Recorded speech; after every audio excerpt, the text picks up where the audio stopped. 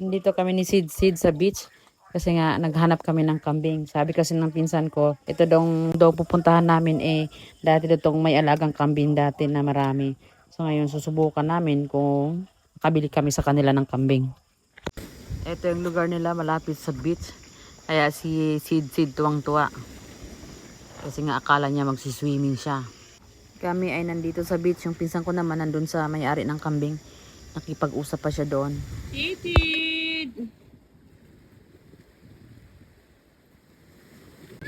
Oh, yun na boat oh. Ganda boat. Itong isang ano dito, bangka, sira na. Yan, habol yung boat.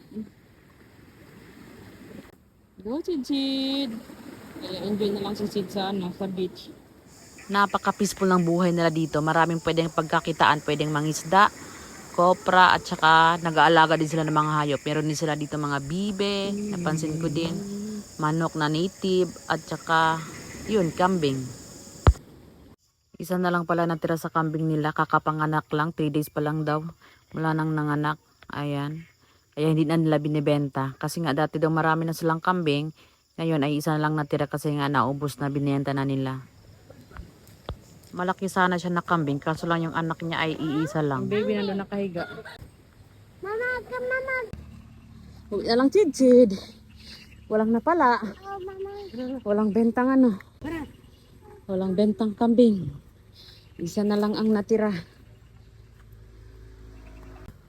Kaya uwi na lang si Sid.